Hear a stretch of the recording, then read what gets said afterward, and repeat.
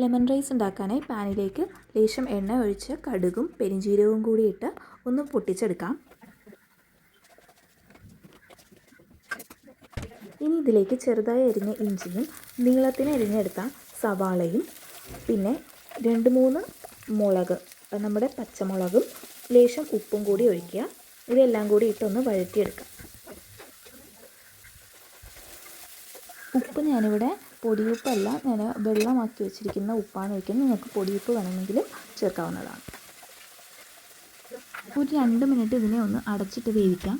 അതിനുശേഷം നമുക്ക് നമ്മുടെ ഉഴുന്ന് ഒന്ന് കഴുകിയെടുത്ത് വെച്ചിരിക്കുന്ന ഉഴുന്നും കടലപ്പരിപ്പും കൂടി ഇതിലേക്ക് ചേർത്ത് കൊടുക്കാവുന്നതാണ്. ഇനി ഇതിലേക്ക് ലേശം അണ്ടിപ്പരിപ്പും പിന്നെ കപ്പലണ്ടിയും കൂടി ആഡ് ചെയ്യും. കപ്പലണ്ടി നമ്മൾ ഇടുമ്പോഴത്തേനും നമ്മുടെ തോടോടെയുള്ള കപ്പലണ്ടി തന്നെ ഇടണം. നമ്മൾ കഴിക്കാൻ പരുവത്തിരിക്കുന്ന പച്ച കപ്പലണ്ടി ഇടണ്ട, കഴിക്കാൻ പറ്റിയ രീതിയിലുള്ള വറുത്തെടുത്ത കപ്പലണ്ടി തന്നെ ഇടുന്നതാണ് നല്ലത്. ഇത് രണ്ടും കൂടി ഇതിനകത്തേക്ക് ഇട്ട് ഒന്ന് യോജിപ്പിച്ചെടുക്കാം. നമ്മുടെ ഉള്ളി ഒന്ന് വെന്ത് അതിൻ്റെ പച്ചമണമൊക്കെ മാറി എല്ലാം ഒന്ന് റെഡിയായി വരുന്ന സമയത്തേക്ക് നമുക്കിതിലേക്ക് അരി ആഡ് ചെയ്ത് കൊടുക്കാം. അരി ഞാനിവിടെ എടുത്തിരിക്കുന്നത് ബസുമതി റൈസാണ്.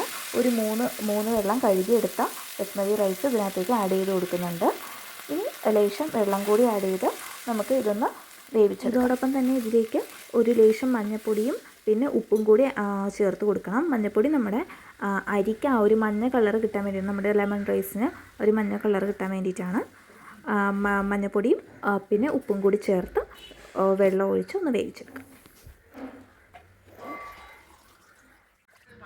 ഒരു നാരങ്ങാനീരും കൂടി പിഴിഞ്ഞൊഴിച്ച് ഇതൊന്ന് അടച്ചിട്ട് വേവിച്ചെടുക്കാം.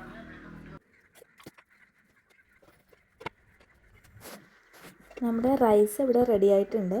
പക്ഷേ നമുക്ക് ലേശം അതിൻ്റെ ഒരു കളർ കുറവുണ്ടായിരുന്നു. അതുകൊണ്ട് ലേശം മഞ്ഞൾപ്പൊടി കൂടി ആഡ് ചെയ്ത് ഒന്ന് ഇളക്കി കൊടുക്കുന്നുണ്ട്. ഇനി ഇതിലേക്ക് കഴുകി നുള്ളിയെടുത്ത പുതിനയിലയും മല്ലിയിലയും കൂടി ഒന്ന് ചേർത്ത് കൊടുക്കാം. നിങ്ങൾക്ക് വേണമെങ്കിൽ കുറച്ച് മുന്തിരിങ്ങയോ ഒക്കെ ചേർത്ത് കൊടുക്കാവുന്നതാണ്. നമുക്ക് എളുപ്പത്തിൽ തയ്യാറാക്കി എടുക്കാൻ പറ്റുന്ന നമ്മുടെ ലെമൺ റൈസ് ഇവിടെ റെഡി ആയിട്ടുണ്ട്.